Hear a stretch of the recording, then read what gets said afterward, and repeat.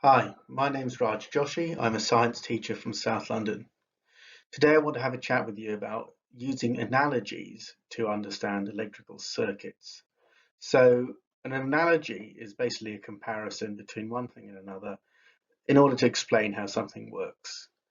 The thing is with electricity, we can't actually see the electricity. So if you've got a wire, you can't actually see if the electrons are flowing in it or not, or what they're actually doing. They're too tiny. So instead we use analogies to explain how electricity works. Now typically we'd see science teachers using these analogies in order to tell you how electricity is traveling, and then they would ask you questions about electricity itself. But in some cases we see exam boards asking you questions specifically about the electrical analogy rather than electricity itself.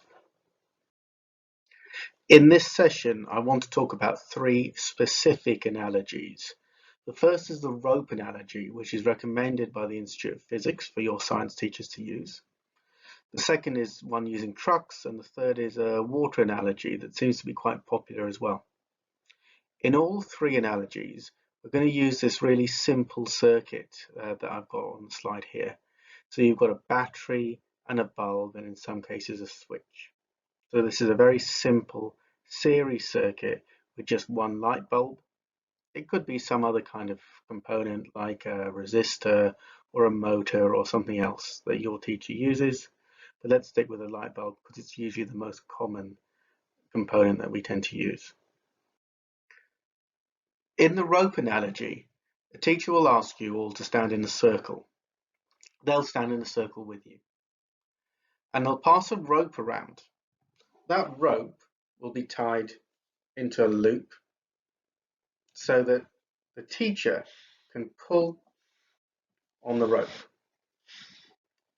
They'll ask one student just to hold the rope quite tightly, and as they pull on it, that student's hand will heat up because of friction. So this shows that the teacher who's pulling on the rope is transferring energy to that student who's holding that rope. The rope itself isn't used up. So this shows that the amount of electrons that are in the circuit are fixed. It shows that current is just conserved. The current is going to be the same. The speed of the rope going around the circuit is going to be the same all through the circuit, all through the rope. But energy will be transferred from the teacher pulling the rope to the student who's holding onto that rope. In the trucks analogy, the teacher will talk about some kind of factory that's making something and a shop that those things are being delivered to. And they'll have some kind of toy car or a van or something like that that goes between the two. So goods are transferred from the factory to the shop in the same way as energy is being transferred, the voltage is being transferred from the factory to the shop. The electrons are represented by the vans that are traveling between the two things. The electrons, they're not used up.